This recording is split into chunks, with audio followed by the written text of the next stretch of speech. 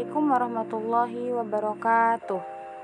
Perkenalkan, kami dari kelompok 2 dalam mata kuliah Filsafat Sejarah yang beranggotakan Fahmi Idris, Kaola, Iip Saiful Husna, dan juga Zahra Atira, di mana kami akan membahas tentang gerakan sejarah pada masa Renaissance dengan tafsiran sejarah Oswald Spengler, Arnold J. Toynbee, dan juga P. Sorokin. Selanjutnya kepada pemateri dipersilahkan. Pertama, kita akan mempelajari tafsiran sejarah menurut Oswald Spengler, di mana Spengler ini berpendapat sejarah itu bergerak dengan siklus, di mana seperti siklus daur ulang. Dan Oswald ini juga berpendapat bahwa gerak sejarah itu bersifat naturalisme, yaitu sesuai hukum alam yang mempengaruhinya. Oleh karena itu, Spengler itu berpendapat bahwa gerak sejarah itu naturalistik, yaitu tumbuh, berkembang, dan mati.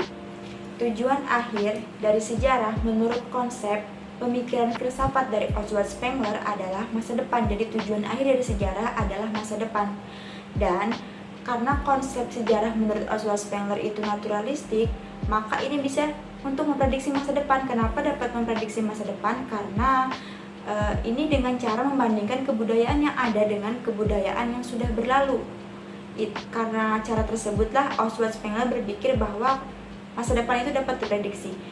Dan menurut Oswald Spengler, akhir dari suatu sejarah berkonsep seperti ini, yaitu melahirkan, membesarkan, mengembangkan, dan meruntuhkan kebudayaan. Terima kasih. Saya akan melanjutkan materi selanjutnya, yaitu tentang Arnold J. Toynbee. Tafsiran sejarah Arnold J. Toynbee. Antara pemikiran Toynbee dan Spengler ada semacam kesamaan, yaitu tentang gerak dari sejarah atau peradaban itu sendiri. Pendekatan yang digunakan apabila Spengler menyatakan bahwa kehancuran adalah layaknya organisme yang pasti terjadi dan tidak bisa ditahan, maka Toynbee menyatakan bahwa kehancuran bisa ditahan. Selain itu, ia menolak paham Spengler yang menggambarkan bahwa peradaban timbul dan tenggelam sebagai sebuah siklus mengikuti kehendak alam. Baik, yang selanjutnya yakni P. Sorokin, yang mana P. Sorokin ini adalah seorang ilmuwan asal Rusia yang mengungsi di Amerika Serikat sejak revolusi komunis, yaitu pada tahun 1917. Ia juga seorang sosiolog, banyak sekali karya-karyanya, salah satunya yaitu Social, Cultural, and Dynamic, yaitu pada tahun 1941. Ia menyatakan bahwa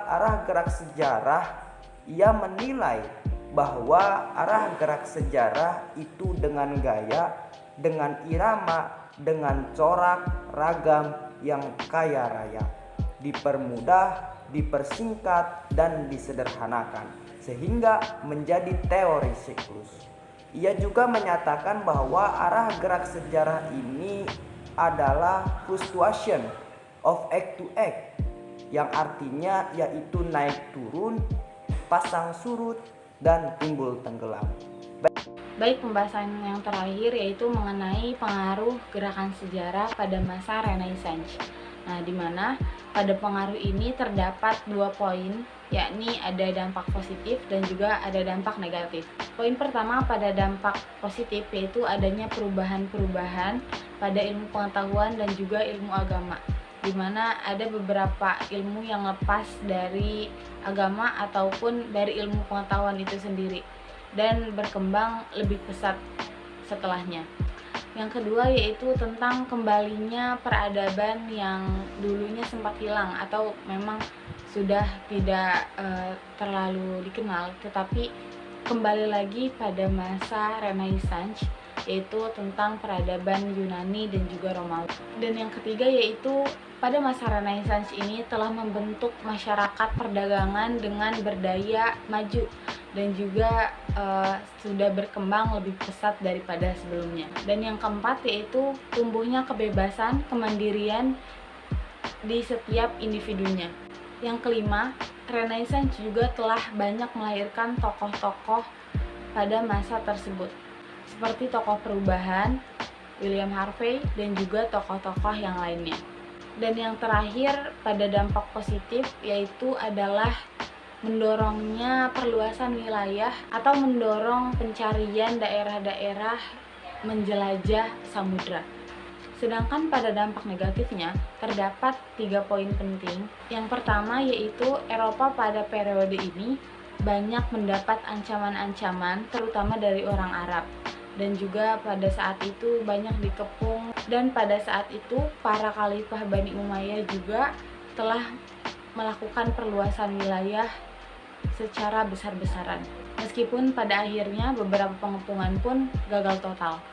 Sedangkan poin kedua yaitu munculnya isu klasik tentang perdebatan antara agama dan juga politik, yaitu tentang kebebasan agama yang terpisah dan juga lepas dari organisasi politik. Jadi tidak ada sangkut paut antara agama dan politik. Nah, di situ terjadi perdebatan lah. Poin terakhir yaitu adanya kebobrokan moral, di mana kebobrokan ini terjadi karena tidak adanya suatu norma yang diatur untuk masyarakat. Meskipun pada dampak positif tadi sudah dijelaskan bahwasanya ada kebangkitan peradaban, tetapi tidak menyangkal bahwasanya kebobrokan moral ini juga termasuk ke dalam dampak negatifnya. Sekian dan terima kasih. Wassalamualaikum warahmatullahi wabarakatuh.